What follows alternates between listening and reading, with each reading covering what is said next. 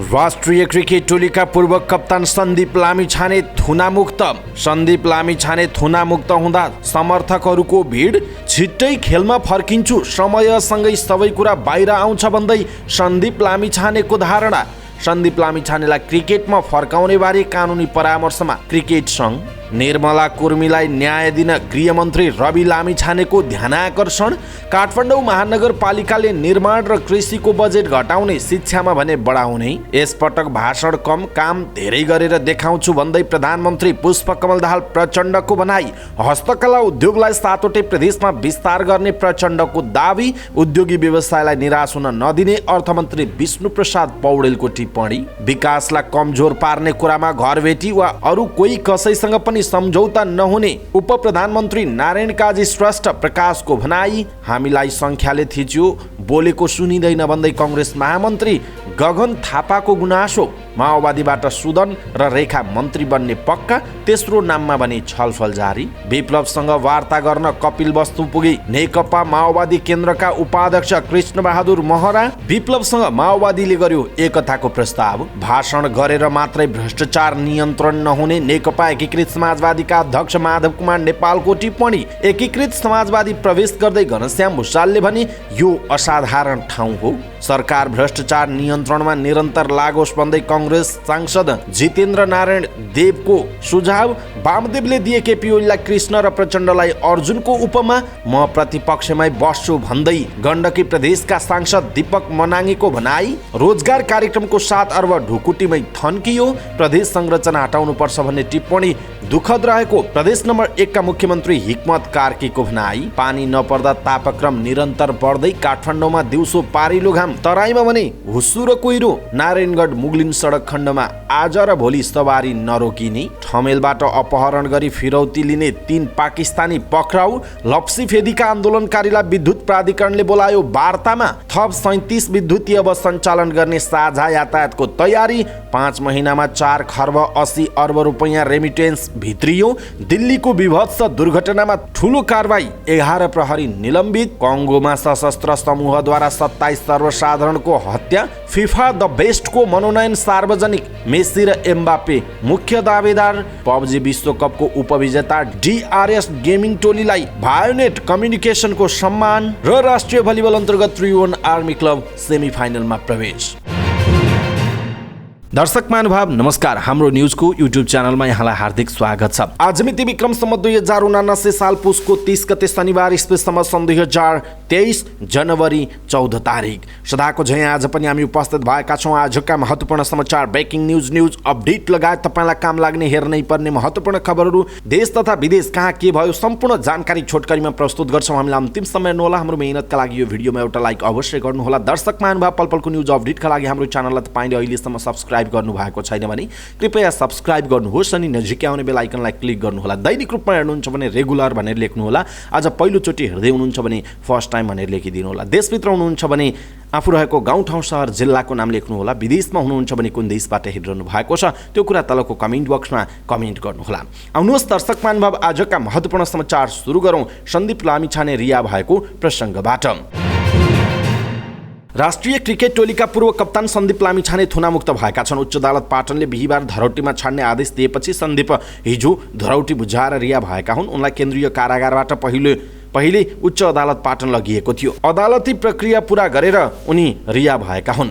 यसैबीच सन्दीप लामिछाने रिहा हुँदा उनका समर्थकहरूले उनलाई स्वागत गरेका थिए र उनको पक्षमा नाराबाजी समेत गरेका थिए। यसैबीच नेपाली राष्ट्रिय टिमका पूर्व कप्तान सन्दीप लामिछानेले अब छिट्टै खेलमा फर्कने बताएका छन्। कारागारबाट धरौटी तिरेर रिहा भए लगत्तै पत्रकारहरूसँग कुराकानी गर्दै लामिछानेले छिट्टै खेलमा फर्कने बताएका हुन्। उच्च अदालत पाटनले 20 लाख रुपैयाँ धरौटी तिरेर रिहा गर्ने आदेश दिएसँगै उनी धरौटी तिरेर तारिखमा रिहा भएका छन्। केन्द्रीय कारागारबाट निस्कने क्रममा उनका समर्थकहरूले घेरेका थिए। कारागार बाहिर सन्दीपलाई कोरिरहेका समर्थकले सन्दीपलाई बोल्न आग्रह गरेका थिए। सन्दीपसँगै साथमा रहेका कानुन व्यवसायी सरोज घिमिरेले नारा लगाएपछि समर्थकहरूलाई रोक्दै यो कुनै हारजित नभएको बताउनुभयो। उहाँले भन्नुभयो यो हारजित होइन, अदालतले यो मुद्दाको बारेमा कुनै पनि टिक्का टिप्पणी गर्न कानुन व्यवसायी सन्दीप र पत्रकारलाई रोकेको छ। यस विषयमा कुनै टिक्का टिप्पणी हुने छैन। 20 लाख रुपैयाँ धरौटी राखेर सन्दीप बाहिर निस्केका छन्। सन्दीपले 1-2 शब्द मात्र बोल्न चाहेको मैले बुझेको छु, त्यसपछि सन्दीप गाडीमा फर्कन्छ, उहाँको भनाइरहेको छ। सन्दीपले समर्थकहरूसँग बोल्नु अघि कानुन व्यवसायीले उनलाई सम्झाएका थिए। धेरै हल्ला भएपछि सन्दीपले नै एकछिन भन्दै हल्ला शान्त पार्न कोसिस गरेका थिए। म के भनिरहेको छु एकछिन भन्दै समर्थकहरूसँग बोल्न खोजे। उनले अदालतको आदेशलाई सम्मान गर्ने बताए। सन्दीपले समयसँगै सबै कुरा बाहिर आउने पनि बताएका छन्। सन्दीपले भने अघि नै हाम्रो वकिल सरोज दाईले भने जस्तै अदालतबाट जे आदेश भएको म त्यसलाई नै सम्मान गरेर अगाडि बढिराखेको छु र यो आदेशलाई सम्मान गर्ने नै छु।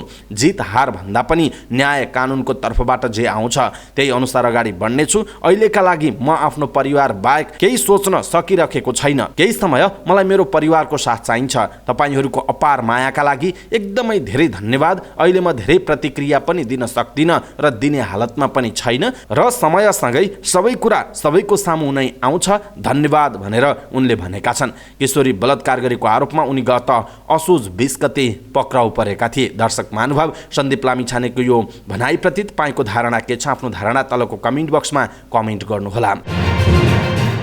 नेपाल क्रिकेट सङ्घ क्यानले नाबालिग बलात्कार आरोप लागेका राष्ट्रिय टिमका पूर्व कप्तान सन्दीप लामिछानेको निलम्बन फुकुवाबारे निर्णय गर्न कानुन व्यवसायीहरूसँग छलफल गर्ने भएको छ। बलात्कारको आरोपमा सन्दीप पक्राउ परेपछि क्रिकेट सङ्घले लामिछानेलाई राष्ट्रिय टिमबाट निलम्बन गरेको थियो। उच्च अदालत पाटनको 20 लाख दरौटीमा रिहा गर्न आदेश दिएपछि लामिछाने हिजो रिहा भएका छन्। सन्दीपका तर्फबाट मुद्दा लडिरहेका वकिल सरोज घिमिरेले जेलबाट रिहा भएपछि क्यानले सन्दीपलाई स्वतः कप्तानी फिर्ता दिनुपर्ने दाबी गरेका छन्। क्यानका कार्यवाहक सचिव प्रशान्त मल्लले सन्दीपलाई टिममा फर्काउने बारे नेपाली कानुन व्यवसायी अन्तर्राष्ट्रिय क्रिकेट परिषद आइसिसी र यस्तै प्रकरणमा अन्य देशमा भएको अभ्यासबारे छलफल जारी रहेको बताएका हुन्। उनले भनेका छन्, हामी कानुन व्यवसायीसँग यसबारे बुझ्दैछौँ, फैसलाको पूर्ण पाठ पनि अध्ययन गर्नेछौँ, अन्तर्राष्ट्रिय अभ्यास पनि बुझ्नेछौँ। उनको भनाइ छ, नेपाल क्रिकेटका लागि खेल्नु सार्वजनिक जीवनमा पर्ने भन्दै देशको कानुन अध्ययन नगरी निष्कर्षमा पुग्न नसकिने सचिव मल्लको भनाइरहेको छ। बाँकीकी निर्मला कुर्मी बेपत्ता पारिएको घटनामा आन्दोलनरत महिलाहरूले न्यायका लागि सरकारको ध्यानाकर्षण गराएका छन्। नेपालगञ्जबाट काठमाडौँ आएर माइती घरमा 16 दिनदेखि धरनामा बसिरहेका उनीहरूले गृहमन्त्री रवि लामिछानेलाई सम्बोधन गरेर ध्यानाकर्षण पत्र बुझाउँदै न्यायका लागि अपिल गरेका हुन्। तर उनीहरूले गृहमन्त्री रवि लामिछानेलाई भने भेट्न पाएनन्। उनीहरूले गृह मन्त्रालयका प्रवक्ता फणिन्द्रमणि पोखरेललाई भेटेर ध्यानाकर्षण पत्र बुझाएका छन्। आन्दोलनरत महिला अधिकार मञ्चकी केन्द्रीय सदस्य सकिना तेली सहित 5 महिलाले मन्त्रालय पुगेर ध्यानाकर्षण पत्र बुझाएका थिए। निर्मला कुर्मीको न्यायका लागि आन्दोलन भएको 1 वर्ष पुरा भयो। यस बीचमा सरकारसँग 2 पटक महत्त्वपूर्ण वार्ता र सहमति भए पनि मुद्दा अहिलेसम्म अदालतमा पुगेको छैन। उनीहरूले ध्यानाकर्षण पत्रमा लेखेका छन्, छानबिन समितिको प्रतिवेदन अनुसार अहिलेसम्म मुद्दा अदालतमा पुगिसक्नु पर्ने थियो। उनीहरूले तेस्रो चरणमा 16 दिनदेखि निरन्तर सङ्घर्ष गर्दा समेत सरकारले आफूहरूको माग सुनवाई नगरेको भन्दै गुनासो गरेका छन्।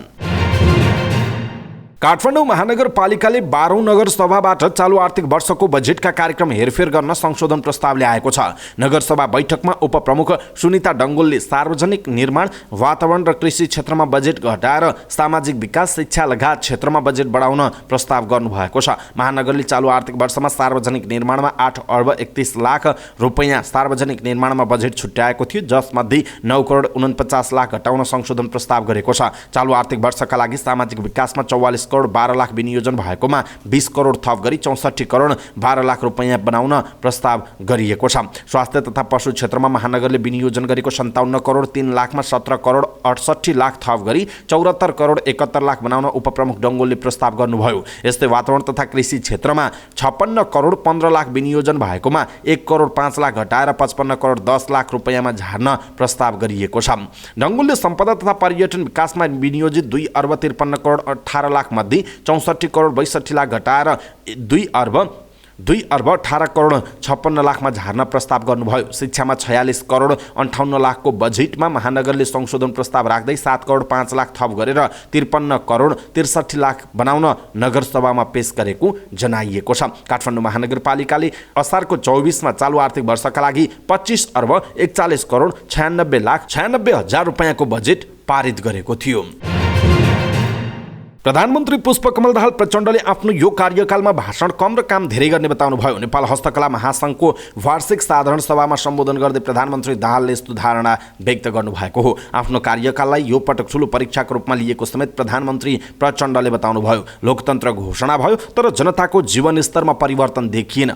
प्रचण्डले भन्नुभएको छ, आफ्नो कार्यकाललाई यो पटक ठुलो परीक्षाको रूपमा लिएको छु, भाषण कम गर्छु, धेरै राम्रो काम गरेर देखाउँछु उहाँको भनाइ छ। सरकारको कामहरू सुशासन र देशको हितका लागि केन्द्रित हुने भन्दै उहाँले यही कार्यकालमा नेपालको आर्थिक विकासले गति लिने, सुशासनको जग बस्ने र राजनीतिक परिवर्तन अब आर्थिक विकासमा परिणत हुने दाबी पनि उहाँले गर्नुभएको छ। यसपटकको संसदमा देखिएको उपस्थितिले जनताहरूले पार्टीको विकल्प खोजे जस्तो पनि देखिएको, तर पार्टीहरूको सम्भावना अझै बाँकी छ है भनेर केही खबरदारी गरेको जस्तो पनि देखिएको पनि उहाँले बताउनु भएको छ। दाहालले हस्तकला निर्यात बढाउन सके विदेशी मुद्रा आर्जन गर्न सकिने पनि बताउनुभयो। वाणिज्य मन्त्रालय र हस्तकला महासङ्घ बीचमा सहकार्य गरेर देशले राम्रो फाइदा लिन सक्ने प्रचण्डको भनाइरहेको छ। यसैबीच प्रधानमन्त्री पुष्पकमल दाहाल प्रचण्डले हस्तकला क्षेत्र नेपालको मौलिक क्षेत्र भएकाले यसलाई 7वटै प्रदेशमा विस्तार गर्ने पनि बताउनु भएको छ। हस्तकला महासङ्घको 42औं वार्षिक साधारण सभालाई सम्बोधन गर्दै उहाँले यस्तो बताउनु भएको हो। हस्तकला क्षेत्र नेपालका लागि अर्गानिक क्षेत्र छ, यो असीमित सम्भावना भएको क्षेत्र हो। प्रधानमन्त्री प्रचण्डले भन्नुभयो, यो क्षेत्रलाई राम्रोसँग विकास गर्न सकियो भने एकातिर व्यापार घाटा कम गर्न सकिन्छ, अर्कोतिर नेपाली मौलिकतालाई विश्वभरि प्रचार र विस्तार गर्न सकिन्छ। यसैले सरकार हस्तकला उद्योगलाई 7वटै प्रदेशमा विस्तार गर्न प्रतिबद्ध छ उहाँको भनाइरहेको छ। प्रचण्डले निजी क्षेत्रसँगको साझेदारीमा हस्तकला उद्योग प्रवर्धन गर्नुपर्ने पनि बताउनु भएको छ।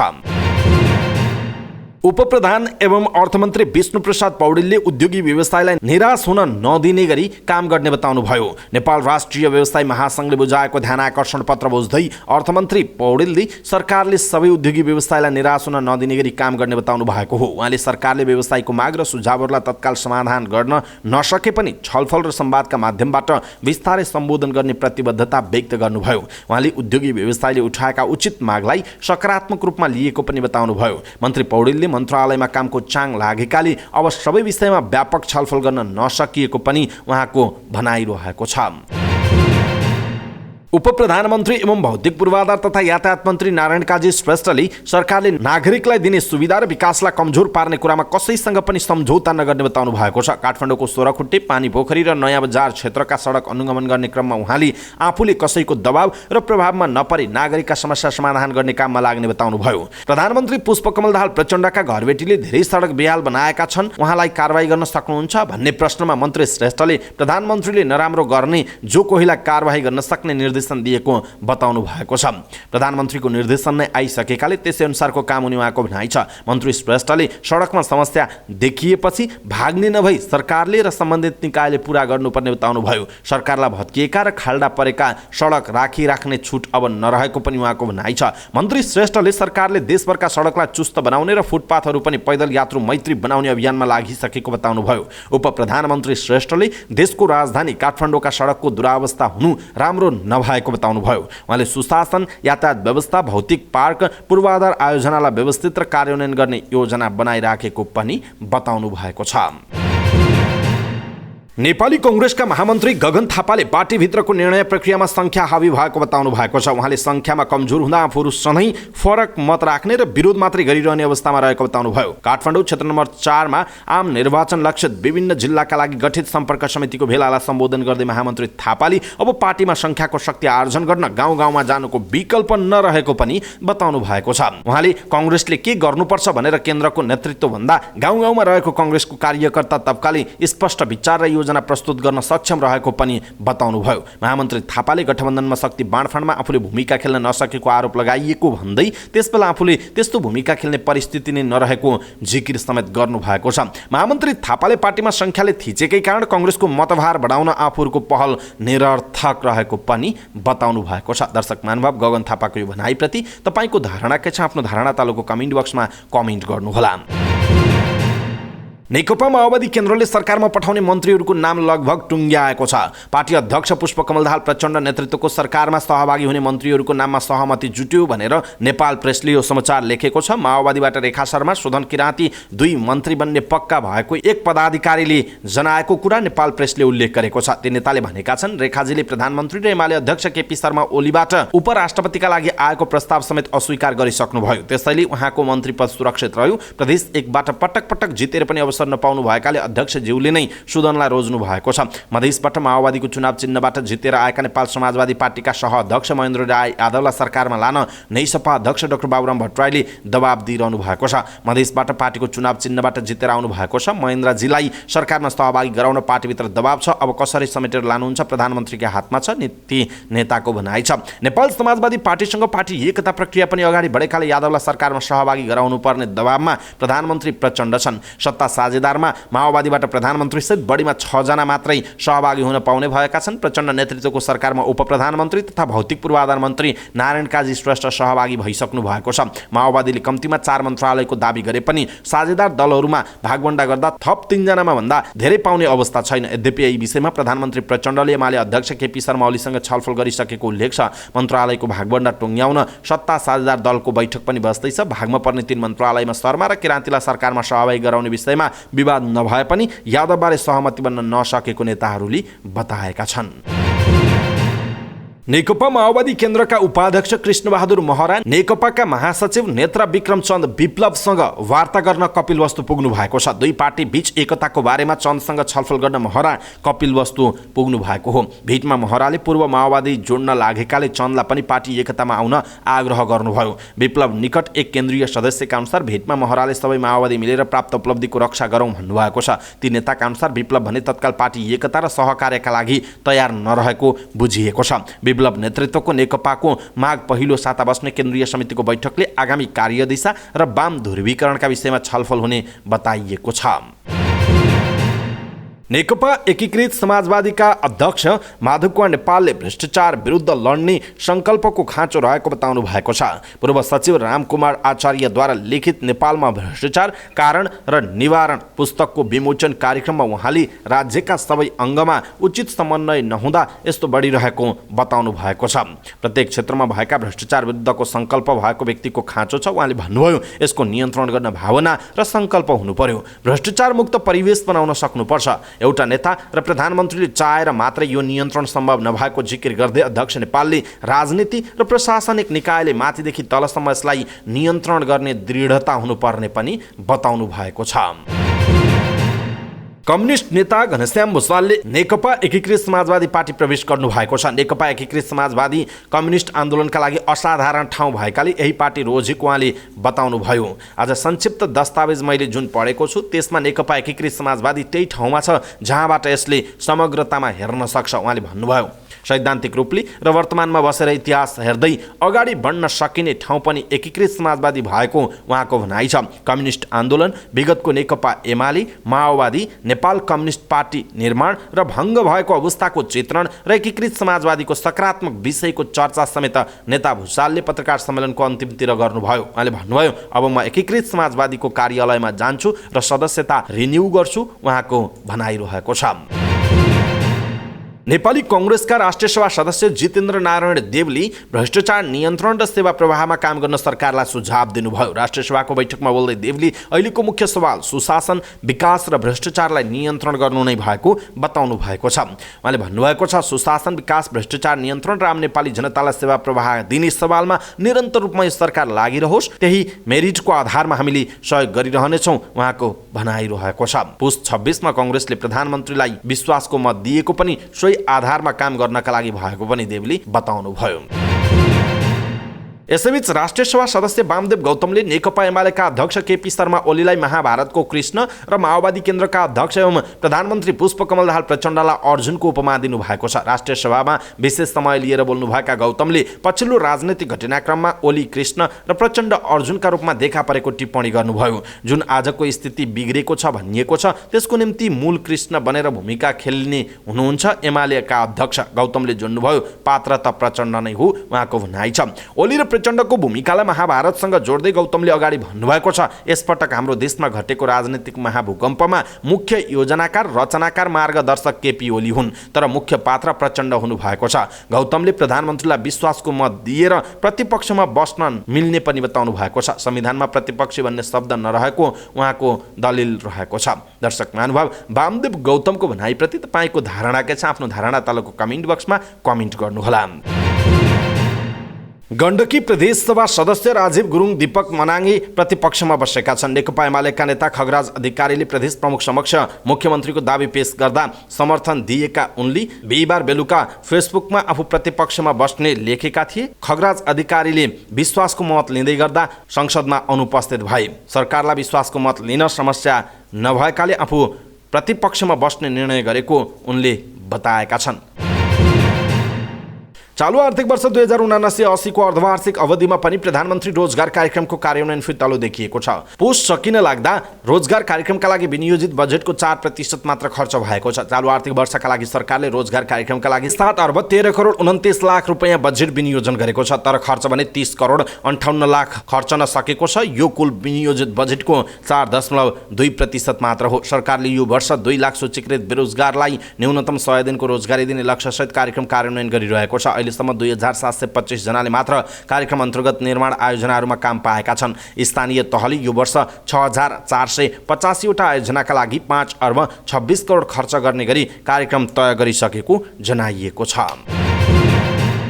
प्रदेश नम्बर 1 का मुख्यमन्त्री हिक्मत कार्कीले प्रदेश संरचनाको औचित्य स्थापित गर्नुपर्ने दायित्व प्रदेश सभा सदस्यहरूको मात्र हुनु विडम्बना भएको बताउनुभयो। प्रदेश सभामा विश्वासको मत लिने प्रस्ताव राख्दै कार्कीले प्रदेशको औचित्यतामाथि प्रश्न उठाउने गरिएको बताउनुभयो। संविधानको मूल आशंकाका रूपमा रहेको प्रदेश संरचनाबारे प्रश्न उठाउने गरिएको भन्दै उहाँले भन्नुभयो, हाम्रो बारे गरिएको आलोचना, विरोध र हाम्रा कमजोरी सच्याएर यसलाई स्थापित गर्ने दायित्व हाम्रो काँधमा छ। यस कामका लागि मेरो नेतृत्वको सरकार प्रतिबद्ध छ, उहाँको रहेको छ।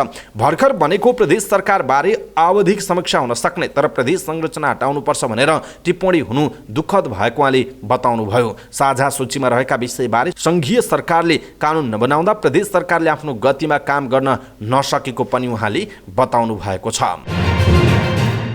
तापक्रम बढ्दा काठमाडौँ उपत्यकामा चिसो कम हुँदै गएको छ। काठमाडौँ सहित बागमती प्रदेशका धेरैजसो ठाउँमा नै चिसो कम भएको छ। यस्तै प्रदेश 1 का पहाडी जिल्लामा पनि तापक्रम बढ्न थालेको छ। आज पनि पारिलो घाम लाग्ने भएकाले बिहान बेलुका चिसो भए पनि दिउँसो न्यानो हुनेछ। हिउँदे वर्षा नहुँदा र पश्चिमी न्यून चापीय प्रणालीको प्रभाव खासै नपर्दा काठमाडौँ सहित बागमती र प्रदेश 1 का पहाडी क्षेत्रमा न्यूनतम र अधिकतम तापक्रम बढ्न थालेको मौसमविद बिनु महर्जनले बताउनुभयो। उहाँका अनुसार आज पनि यी क्षेत्रमा पारिलो घाम लाग्ने सम्भावना छ, तर तराईका जिल्लामा भने बाक्लो हुसु कुहिरो छ। यसले गर्दा पहाडी जिल्लाको तुलनामा तराईमा चिसो धेरै छ। यस्तै पश्चिमी न्यूनचापीय प्रणालीको केही प्रभाव रहेकाले सुदूरपश्चिम कर्णाली र लुम्बिनी प्रदेशको मौसममा पनि आंशिकदेखि सामान्य बदली हुने अनुमान गरिएको छ। आजदेखि भने यी प्रदेशको मौसम पनि खुल्ने सम्भावना रहेको मौसमविद महर्जनले बताउनु भएको छ। आज र भोलि नारायणगढ मुगलिन सडक खण्डमा सवारी नरोकिने भएको छ। पुल निर्माणका लागि भित्तो काट्नुपर्ने भएकाले दिउँसोको समयमा 4 घण्टा बन्द गरिँदै आएको सो सडक खण्डमा माघे सङ्क्रान्तिका लागि सवारी नरोकिने जनाइएको छ। माघे सङ्क्रान्ति मेला भर्न पवित्र तीर्थस्थल देवघाटमा भक्तजन टाढा टाढाबाट समेत आउने भएकाले सडक पूर्ण रूपमा सञ्चालन गर्न लागि जिल्ला प्रशासन कार्यालय चितवनले जनाएको छ। गत पुस 5 गतेबाट 30 दिनका लागि बिहान 11 बजेदेखि दिउँसो 3 बजेसम्म सडक रोकेर काम हुँदै आएको थियो। सो आयोजना हेर्दै आएको नागढुङ्गा मुगलिन सडक आयोजना पश्चिम खण्ड नारायणगढ मुगलिनका प्रमुख किरण कार्कीका अनुसार सवारी रोकेर काम गर्दा प्रभावकारी भएको छ। निर्माणाधीन 5 पुल मध्ये 3 वटाको भित्तो काट्ने काम सकिएको जनाइएको छ। एक पाकिस्तानी नागरिकलाई काठमाडौँको ठमेलबाट बन्धक बनाई फिरौती लिएका 3 पाकिस्तानी पक्राउ परेका छन्। पक्राउ पर्नेमा पाकिस्तानी नागरिकहरू मुहम्मद राशिद, मुहम्मद आसिफ र मुहम्मद फिदा हुसैन रहेको जनाइएको छ। काठमाडौँ उपत्यका अपराध अनुसन्धान कार्यालयका अनुसार वैदेशिक रोजगारीका लागि क्यानाडा जान नेपालबाट सजिलो हुन्छ भन्दै पाकिस्तानबाट काठमाडौँ बोलाएर पाकिस्तानी नागरिक मुहम्मद सामी खानलाई निजहरूले ठमेल स्थित होटलमा बस्न लगाएका थिए। उनीहरूले बायोमेट्रिक लगायतका प्रक्रिया पूरा गर्न भन्दै होटलबाट ट्याक्सीमा राखेर पुस 24 गते दिउँसो 2:30 बजे बजेको समयमा बुढा नीलकण्ठ स्थित भाडाको घरमा पुर्याएर निजको आँखामा पट्टी तथा हातखुट्टा समेत बाँधेर बोल्न नसक्ने गरी बन्धक बनाएर राखेको अपराध अनुसन्धान कार्यालयले जनाएको छ।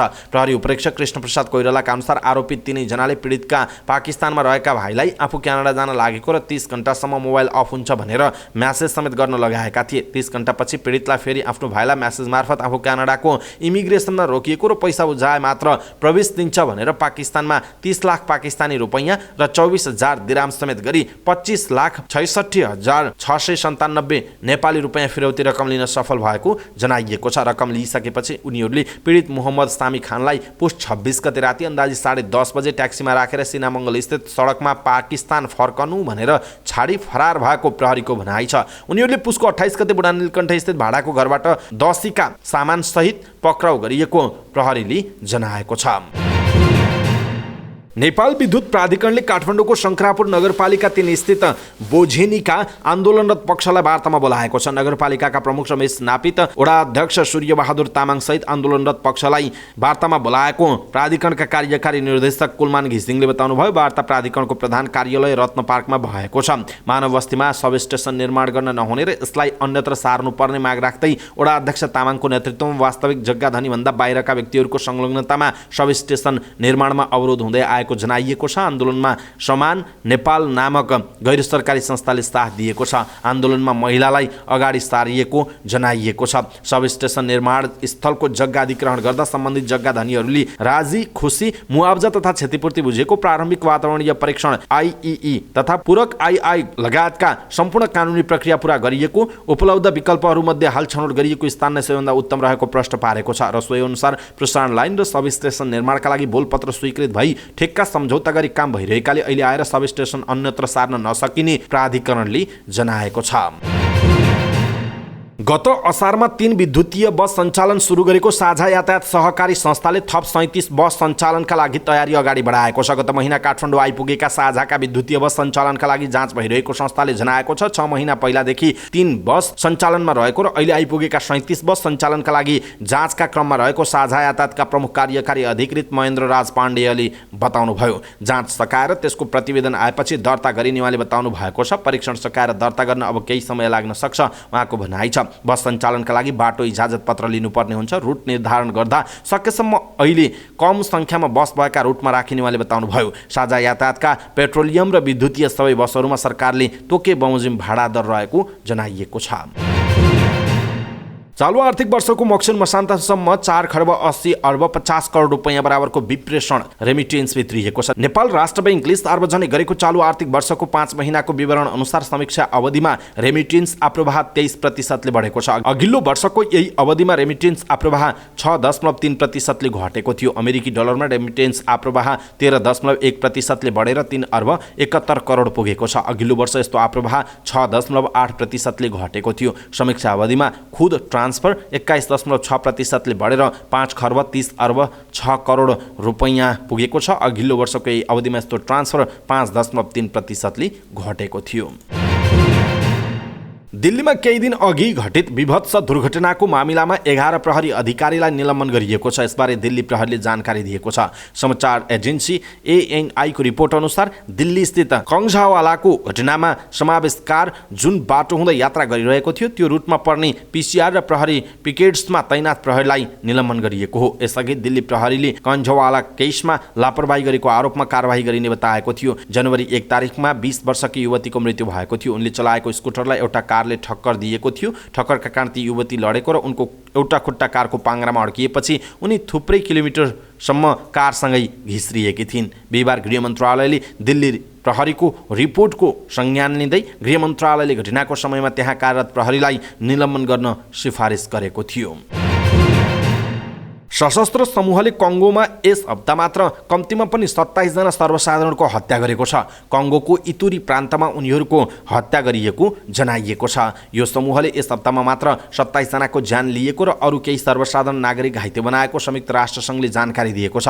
संयुक्त राष्ट्र सङ्घीय महासचिव एन्टोनियो गुटेरेसका प्रवक्ता स्टेफान डुजारिकले दिएको जानकारी अनुसार यस हप्ता त्यहाँको इतुरी प्रान्त र अर्को डिजुगु प्रान्तमा हिंसा फैलिएको छ। त्यहाँको विद्रोही समूह सोडेकोले पछिल्लो केही दिन यता हत्या हिंसाको श्रृङ्खला बढाएको कङ्गोमा रहेको संयुक्त राष्ट्र सङ्घीय मिसनले जानकारी दिएको छ। कङ्गोमा संयुक्त राष्ट्र सङ्घका शान्ति सेना छन्। शान्ति मिसनमा रहेका शान्ति सेनामाथि पनि त्यहाँको सोडेको समूहका हतियारधारीले हमला गर्ने गरेका छन्। सो हमला परेर त्यहाँ कार्यरत शान्ति सैनिक पनि मारिने गरेका छन्। पछिल्लो समय शान्ति सेनाले त्यहाँका कतिपय हिंसाग्रस्त क्षेत्रमा तैनात पनि बढाएको छ। यस क्रममा उनीहरूले त्यहाँका सर्वसाधारणलाई सुरक्षा दिने र उनीहरू विस्थापित हुनुपर्ने अवस्था आएमा त्यस्तो हुनबाट रोक्ने काम गरिरहेको बताइएको छ।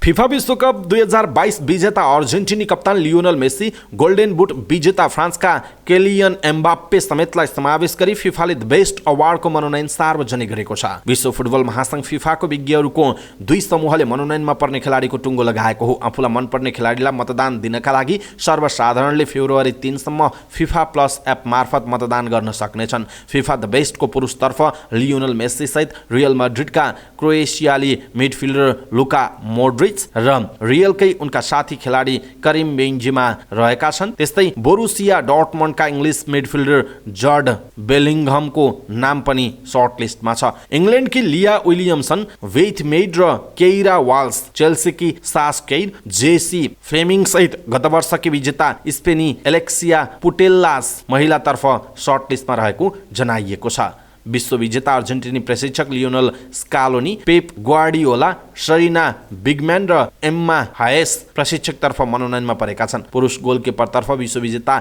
एमिलियानो मार्टिनेज सहित मनोनयनमा रहेको जनाइएको छ।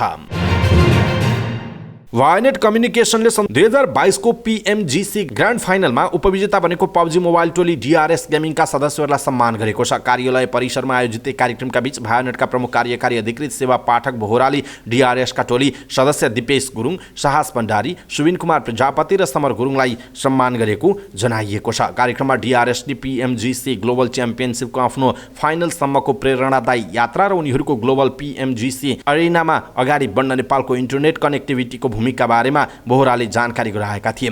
उनीहरूले नेपालको इन्टरनेट कनेक्टिभिटीले नेपाल ई-स्पोर्ट्स उद्योगलाई विकसित गर्न र व्यावसायिक गेमरहरूलाई विश्वव्यापी प्रतिस्पर्धा गर्न अनुमति दिने अन्तर्राष्ट्रिय स्तरको बनाउनका लागि लामो यात्रा गरेको बताएका छन्। DRS गेमिङका अपरेसन प्रमुख सङ्गीन भट्टराईले कम्पिङ, स्थिर जडान र शीघ्र सेवाका कारण नै वायनेटको इन्टरनेट उनीहरूको पहिलो रोजाइमा परेको पनि बताएका छन्। वायनेट CEO सेवा पाठक बोहराले कम्पनीले गेमरहरूको रोजाइको इन्टरनेट बन्न प्रतिबद्ध रहेको र गेमिङलाई नेपालमा प्रोत्साहन गर्नका लागि गेमिङ लक्षित उत्पादनलाई थप विस्तार गर्दै लैजाने लक्ष्य रहेको बताएका छन्। 7औं संस्करणको NBA राष्ट्रिय महिला तथा पुरुष भलिबल प्रतियोगितामा विभागीय टोली त्रिभुवन आर्मी क्लब सेमिफाइनलमा प्रवेश गरेको छ। सशस्त्र प्रहरी बल APFलाई पराजित गर्दै सेमिफाइनलमा पुगेको छ। त्रिपुरेश्वरको राष्ट्रिय खेलकुद परिषद राखेपको कबड हलमा शुक्रबार भएको खेलमा सशस्त्र प्रहरी बल APFलाई 3-2 को सेटमा हराउँदै आर्मी सेमिफाइनलमा पुगेको हो। यो खेलसँगै प्रतियोगिता अन्तर्गत महिलातर्फ खेलको सेमिफाइनल समीकरण पूरा भएको छ। खेलमा पहिलो सेट आर्मीले 25-20 ले जितेको थियो, तर दोस्रो र तेस्रो सेट APFले क्रमशः 25-19 र 25-13 ले जितेको थियो। तर आर्मीले चौथो र पाँचौं सेटमा क्रमशः 25-22 र 15-5 को जित निकाल्दै समूह विजेता बन्दा APF उपविजेता बन्यो। अब सेमिफाइनलमा आर्मीले न्यू डायमन्ड युथ स्पोर्ट्स क्लबसँग खेल्नेछ। यस्तै अर्को सेमिफाइनलमा APF र नेपाल पुलिस क्लब बीच प्रतिस्पर्धा हुनेछ। दुवै सेमिफाइनल खेल आज हुने जनाइएको छ। अवस्था दर्शकमान बाबा, आजका महत्त्वपूर्ण समाचार, ब्रेकिङ न्यूज अपडेट लगायत महत्त्वपूर्ण खबरहरू यति नै। हामीले प्रस्तुत गरेका यी समाचारहरू प्रति तपाईँको धारणा के छ? आफ्नो धारणा तलको कमेन्ट बक्समा कमेन्ट गर्नुहोस् अनि हाम्रो मेहनतका लागि यो भिडियोमा एउटा सानो लाइक अवश्य गर्नुहोला। पलपलको न्यूज अपडेटका लागि फेरि हाम्रो भेट हुनेछ। तपाईँ हाम्रो न्यूज हेर्दै गर्नुहोस्। नमस्कार।